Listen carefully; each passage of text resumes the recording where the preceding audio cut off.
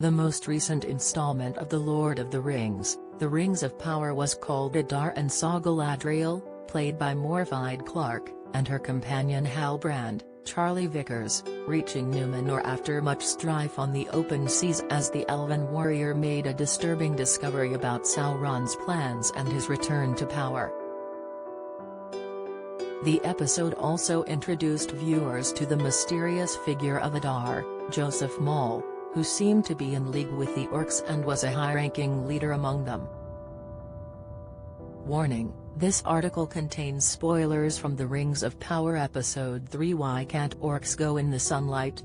In the episode, Arondir, played by Ishmael Cruz Cordova, and his fellow elves were captured by the orcs, who had been digging a secret tunnel which had allowed them to hide. Arondir and his friends were taken prisoner and put to work to help dig the tunnel, with the orcs turning violent when they tried to escape. In a deadly skirmish between the elves and the orcs, Arondir was heard telling his friends to force the evil creatures out into the light. He managed to drag one orc out of the darkness and into direct sunlight, with the creature screaming in pain and its skin apparently burning against the heat of the sun. Many viewers might be curious to know why orcs don't like sunlight, but from J.R.R. Tolkien's lore there doesn't seem to be a simple answer. Tolkien is said to have changed the origin story of the orcs several times, with one suggesting orcs were corrupted men and even corrupted elves, with another one saying they were made from rock and slime. A passage from the Silmarillion suggests unhappy elves held captive by Morgoth were by slow arts of cruelty were corrupted and enslaved, and thus did Melkor breed the hideous race of the orcs in envy and mockery of the elves.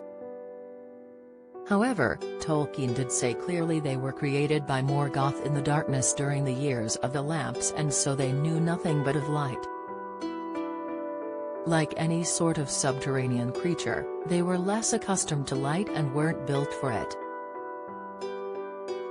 Therefore, any contact with light would prove harmful to orcs, as they thrived underground in caves and pits and the like. In Rings of Power, the orcs were thriving in an underground tunnel which they had been using to hide away. In the film trilogy, some orcs could move about in sunlight during the day, but their powers were diminished. Additionally, according to the Tolkien Gateway, the breed of orc known as the Uruk-hai, who appeared in the Third Age, in The Lord of the Rings, were faster than normal orcs and could move during the day. The Uruk-hai were smaller, stronger and faster than their predecessors and could withstand the sun better compared to other orcs. However, the Uruk-hai didn't like being in sunlight, but it appears they were less affected by it. Given the Rings of Power is set in the Second Age, these orcs come before the Uruk-hai, and so they would struggle with the sunlight and grow weak if directly exposed. Given the orcs are under the thrall of evil and dark lords such as Morgoth, Sauron and Saruman, Christopher Lee, they would also draw strength from literal darkness and thrive on it.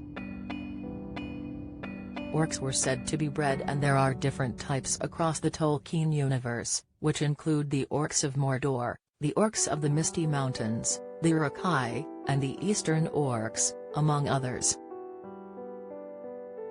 The next episode of The Rings of Power will reveal more about the orcs of the Second Age of Middle-earth, with fans learning more of their evil plans and their schemes with Sauron. The Rings of Power airs weekly on Amazon Prime Video on Fridays.